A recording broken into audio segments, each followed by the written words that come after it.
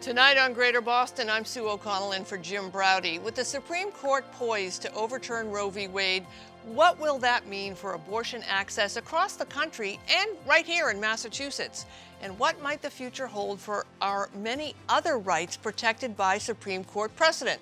Then later, a man with well-versed in controversy, writer and filmmaker John Waters, who's out with his first novel, Liarmouth. It's a shift many had predicted, some going back to President Trump's election, but it doesn't make what's happening any less scary for many, as the Supreme Court is poised to strike down the landmark Roe v. Wade decision that legalized abortion nationwide. A leaked draft opinion from the court was published by Politico late last night and confirmed today by Chief Justice John Roberts. In it, Justice Samuel Alito declares Roe, quote, must be overruled, end quote, along with another court ruling that further protected abortion access. So although some states like Massachusetts have their own legislative protections, if, or more likely when, the Supreme Court ruling is officially released, millions of people in states without such laws will lose access to safe and legal abortions. And that's likely to have a big ripple effect across the country, including here, in many different ways. I'm joined now by Jesse Mermell, former Vice President for External Affairs for Planned Parenthood of Massachusetts, and Renee Bracey Sherman, an abortion rights activist. Renee, I just want to start with you. You're the author of Saying Abortion Aloud. How did we get here? What is happening? Thank you so much for having me. Honestly, we've been coming to this moment for decades, right? Because our legislators have not taken abortion access seriously. They have not fought back as hard as they could on all the restrictions that we've seen across the country. And they've not made abortion access a priority. They have not understood how important it is to all of the rights that we hold dear in this country. I've been in this movement for 10 years, and I was definitely told we would never see the end of Roe, and yet here we are. But an important thing is that people should understand abortion is still legal. This was just a draft, but it does show what the court is thinking. And that's what's really scary. They are talking about rolling back Roe v. Wade and Planned Parenthood v. Casey, making it so that not everyone will have access to legal abortion across the country. Jesse, Renee makes the point. Many people who usually don't predict what they think the Supreme Court will do have been predicting this because of who's on the court. The issue here is how far it seems they were willing to go, even in a draft memo, to overrule rule. I want to take a look at a Washington Post ABC News poll that was released today regarding views of Roe v. Wade. The question was, should the Supreme Court uphold or overturn Roe v. Wade? 54% said uphold, 28% said overturn. These numbers have been, pretty consistent over the decades, which makes us wonder if we were being warned that Roe v. Wade would be overturned, why haven't more people taking action? Not only the lawmakers, but also citizens. Listen, Sue, as you know, the words "you were right" are some of my three favorite words in the English language, but I've never been so devastated to be right as I was when that alert showed up on my phone late last night. Those of us in this movement, like Renee and so many others, have been sounding this alarm for decades. 12, 13 years ago, I was working at Planned Parenthood League of Massachusetts. I sat in the office of a powerful committee chairman in the State House, asking for a bill to move forward to protect abortion rights here in Massachusetts. I, along with other activists, talked to that chairman and said, Roe is in jeopardy. The activists on the other side are chipping away and seeking to ultimately overturn Roe. And this chairman literally laughed in my face. And I see Renee nodding her head, and I'm guessing it's because she and so many of her colleagues have had the exact same experience. We are here because activists, largely women, and so many of them women of color, have been ignored. It is a tale as old as time, and quite frankly, shame on us if we don't learn this lesson. And Sue, I want to be clear.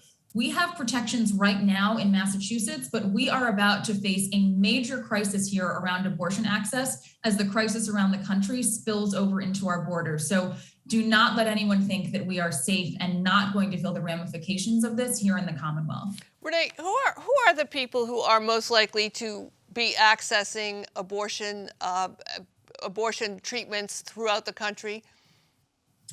Honestly, everyone watching this loves someone who's had an abortion. People have abortions all the time. 1 in 4 people will have an abortion. The majority of us are people of color, we're people of faith, the majority are already parenting, and we need access. It's simply one moment in our reproductive lives that allows us to decide if, when, and how to grow our families. Seeing this restriction is what's terrifying, because it's not only going to impact people who are seeking abortions, but it's going to impact people who are experiencing miscarriages, IVF, anything related to pregnancy, because the anti-abortion movement has been clear that they will not stop at abortion. They are going for contraception. They are going for everything. They're going for trans rights. They're going for marriage equality. They're going after trans children right now. This is about all of our ability to create our families on our own terms and live our lives as free people. I want to take a quick look at this other Washington Post ABC News poll about views about who should regulate abortion. The question, do you think the decision to have an abortion should be regulated by law or should be left to the woman and her doctor? 70% said woman and her doctor. And Jesse, I was listening to someone today, a couple of experts actually talking about how the reason why the right to abortion may not be in the Constitution is because the founders actually viewed it as a medical issue and didn't think it was something that should be included. Having said that, you know, as we enter this midterms start now, midterm primaries start now across the country in some states. Is this a wake-up call to Democrats, progressives, independents, Republicans who are fair-minded and actually want to protect the right to choose? Is this going to get people out to vote for people who are looking to uphold Roe v. Wade? Let's be clear, it has to be. There is no other choice if we want any chance of protecting not just access to abortion rights, but as Renee so smartly articulated, countless other rights that are tied to this. It is all interconnected, and the anti-abortion far-right extremist movement is looking to go after all of them. So yes, it is not just about putting on a knit pink hat and going and marching in the street. We have to do the work. Donate to candidates, organize your friends, knock on doors, vote. I voted today in my municipal election in Brookline because you know what? Every election is an election about abortion rights from here on out. And Sue, that poll that you just put up, plus the data you showed a few minutes ago, makes something really clear.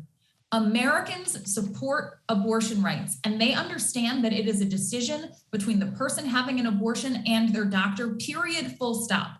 What is happening is the work of far-right extremists who have taken over the Supreme Court and are advancing their agenda. This does not reflect the will of the American people. And if we organize and get to work, we can do everything possible to stop it and turn this around. Even if it takes time, we can do the work and make it happen. Renee, I saw some what I thought was legitimate criticism on Twitter, of all places, about the media and how when the media has been covering abortion rights and abortion access over the past at least 10 to 15 years, we tend to present it as this controversial subject, and we tend not to speak directly about the impacts of abortion, both positive and negative. And at a time when we, I think, are at the lowest numbers of abortion per capita that the country has ever seen, do you think the media has done a very poor job here in explaining and talking about abortion in a way that most Americans, you know, the numbers that are showing here, the 60% or so abortion Americans who support the right to abortion, that we're just doing a bad job? Unfortunately, absolutely. I think for a long time, the reason I shared my abortion story for the first time was because I would read articles about abortion and not see anyone who sounded like me, looked like me, was even saying I had an abortion as part of the conversation. Our voices need to be heard. And if we're not part of that, if abortion is only talked about as a theoretical issue and not something that everyone knows someone who's having, it's not a medical decision, then people aren't going to understand it. I also think it's really important that people understand talking about it solely as a political issue and not the medical care that it is, not talking about the ways in which the anti-abortion movement is using fake science and all sorts of lies to push misinformation about abortion, and it's treated as if it's just a difference of opinion. That's terrifying. And we need journalists, especially right now, to show up with facts and information and the stories of people who have abortions so that everyone knows what's at stake, and so we can truly liberate abortion for all, for real this time. I want to play some sound now from Senator Mazie Hirono. She's a Democrat from Hawaii. She was speaking earlier today about how she thinks the next legal protection to fall will be marriage equality. I think what's next is going to be Obergefell, which is the Marriage Equality Act. And just as Alito signals the decisions that he would like to revisit, and Thomas and Alito have already said they would like to revisit Obergefell. So, Jesse, we were told by a number of Supreme Court justices that Roe was settled law.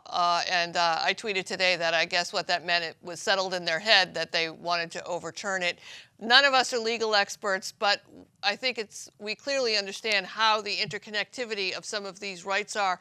Why should people who think that same-sex marriage and right to contraception are things we should have guaranteed, why are people worried about that now based on this draft?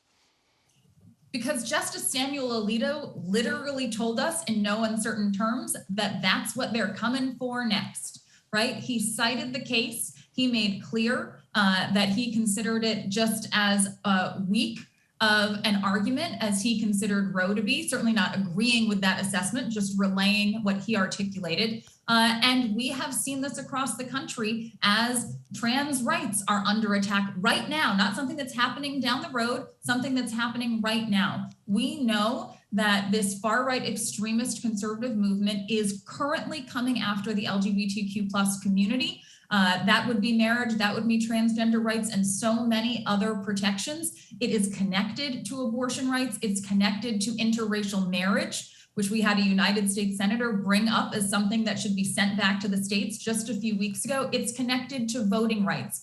If you care about any of these things for yourself, for someone you love, or just for humanity, you need to open your eyes, pay attention, and get active because everything is in jeopardy. That's not reading between the lines. That is what the conservatives are telling us clear as day. Renee, as we close, what's one thing that someone can do today to work to guarantee abortion rights? I'm not just going to give you one, I'm going to give you three. One, share your abortion story. If you're out there and you've had an abortion, your story deserves to be heard. Two, we need people to show up and support their local abortion fund and their local abortion clinics. And three, we need everyone to understand that our past doesn't have to be our future when it comes to quote unquote illegal abortions. People can safely self-manage their abortions with 1 mifepristone pill and 4 misoprostol pills. The risk is in criminalization. And so we need to talk about the over-criminalization of healthcare in this country, particularly abortion, as we move into this next moment. Renee Bracey Sherman, Jesse Mermell, thank you for joining me. Thanks. Thank you for having us. No stranger to pushing the pop culture envelope, my next guest knows how to get an audience thinking and talking. From Pink Flamingos, which just celebrated its 50-year anniversary, and Hairspray, the musical phenomenon that went on to become a Broadway hit. Among the 40-plus films he has either directed, written, or acted in, to the more than a dozen books he somehow put out in all of his spare time. And now he's out with his debut novel, Liarmouth, a feel-bad romance. The man behind it all, the great John Waters, joins me now. John, so great to meet you. I can't believe it's been this long. I haven't seen you. I know. Well, I'm glad to be here. It took writing some fiction in order for us to meet. What I love about the attitude about writing this book is that you hadn't done fiction yet, right? Yeah, I mean, movies are fiction. I've only made movies that I wrote, and I've done a spoken word show that I write every year. 2 times I rewrite it. So but not where I play every character, where I'm every character and I can think like that and live like that. So it was just a dare to me. Like I hitchhiked across the country. I took LSD when I was 70 for my last book. So this was my next dare. I think you got to challenge yourself as you get older, even more. So what's the book about? Tell us about the characters and what the storylines, and I say lines it's are. about a woman named Marcia Sprinkle who steals suitcases at airports. And she lives with her, quote, boyfriend who's only allowed to sleep with her once a year. That's his salary. And the book starts on that day, and she's ditching him. As she said, she's no man's used up calendar. And they go to the airport. He pretends he's the chauffeur, and they steal luggage off the carousels, which is pretty easy to do these days since they don't check anymore the tags like they did when I was growing up. So at the beginning they get caught and they're on the run. And she is trying to rob her daughter, who is obsessed by trampolining, and she has a whole cult of insane trampoline addicts. And she's trying to get back at her mother, who does facelifts on pets and lives in New York, and her ex-husband, who's the town crier pervert that lives in Provincetown. So that is kind of the main characters. Just a day in Mayberry, RFD. Yeah, it's just not a day, big deal yeah. at all. I want to talk to you about subcultures because I think all of your work in some of the greatest explorations of our lives have to do with you looking at things through the lens of subcultures. And in this book that's out now in Liarmouth, the subculture of trampoline enthusiasts. Well, I'm trying to make fun of the rules of weirdo communities that sometimes have more rules than I grew up with my parents, especially today with everything having to be so politically correct, which I think I am politically correct. In a way, this book is, because we made fun of it, but we went overboard even the other way, that are people that are addicted to trampolines, are their rights guaranteed? Are they allowed to bounce in public? Are they allowed to go across state lines bouncing and then moving sideways and always quivering? And they have cars where they bounce in it. They can't sleep unless it's in a waterbed because they're moving. So I take an obsession, just like I did in Pink Flamingos when Edie was obsessed by eggs. I take something and exaggerate it and hopefully make it funny, because I'm trying to get you to laugh at the rules that you yourself live by and respect. Do you find it fascinating that we're at this point now where, 50 years ago, the things that you were writing and exploring, getting you arrested, getting you banned, worst thing in the world. Now, fast forward 50 years, Pink Flamingos, the greatest thing ever written, institutional, everyone must have it as part of our canon.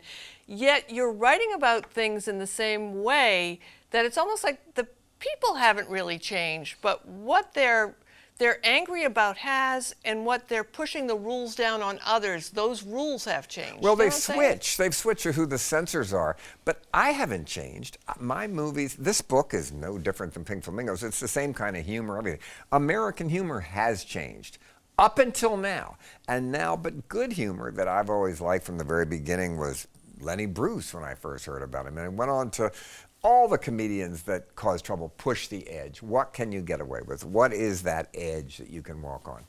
And today it's still like that. And I try to interest myself. What is that? How can I do it without falling over the cliff? And the main way to do it is you make fun of yourself first. And I make fun of things I love, not that I hate.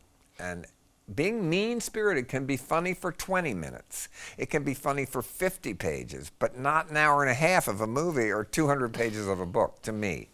How has earnestness changed, if at all? I mean, it's fascinating to me, to just talk to people who are so dug in about their point of view. And it's around the entire spectrum. It's not one side or the other. I totally agree. But what the main change is, when I was young, and I hate people who say, well, I'm young, that means you're old. But we fought for free speech. We went to jail for free speech. We rioted for free speech. And today, some of the most liberal people on campus are against free speech. I think Trump should be able to speak on Facebook. I think the Antifa should be able to speak. I think the worst gay critic, everybody should be allowed to speak. Just don't go. Don't listen to them. Boo them. Protest them. But I believe in the excess of free speech. Yes, there is pornography that is obscene. Don't look at it. We have to put up with that. And I think that's what makes it. I'm a patriot person down low. When I first saw the Patriot Boys. I thought it was the Cockettes, how they dress and stuff. The one with the horns. I thought they looked like drag queens or something. Yeah, the homoerotica of the whole January 6th siege. To me, it was fun. not mentioned on enough. In my show, they had fun that day. I mean, rioting is fun. We rioted. I had fun. When we were young, we did worse. People I know set bombs in the Capitol. We did worse stuff. But rioting is fun. But of course, it's always going to be illegal. It's always something you might regret later in life. When you're young, you're crazy. Like Antifa, I'm just too old to run from the tear gas. But I like their outfits, all the black and the shield. I love the shields made out of trash cans with duct tape on them. It's a good look. Let's talk about queerness, kind of queer to queer here. Right. Here we are at public broadcasting, sitting at a big desk talking about, your great 50 years of work, right? How do you stay queer? How do you stay I was outside? never a separatist. I did an art piece that said gay is not enough. It's a good start. I think progress is admitting there's bad gay movies. I know some jerks that are gay. Not every person. I like to hear the extremes of every group of people. And the people I made movies with in the beginning, they were suburban kids that went bad who went downtown and met gay people and hung around with beatniks and black people and everybody together, and we listened to each other, what it was like, a mixed crowd. That's how you get strong. I'm against gay people to now fighting with each other. We are weakening the brand of pervert. We really are. What's your reaction to what's happening in Florida with, I want to do a thing, just don't say straight, where kids are not allowed to talk about line dancing or the missionary position or any governors of Florida till they're in 5th grade, where they can make up their mind on their own. And they can decide what Don't kind say of dancer. straight. Don't say straight. It means hate. I mean, I'm always trying to do the opposite thing and make fun of it. But that's how you make them look stupid. You make your enemy look stupid. And that's how you fight a war, with humor. Satire has often been criticized by some that it doesn't really help educate or enlighten the people that you would hope it does. It makes you feel good if you agree with the satirist. Like, you're like, yep, he's absolutely right. Those people are X, Y, Z. I don't know. I thought it was... The only thing Trump ever said that made me laugh is when he called her Pocahontas. I thought that was funny.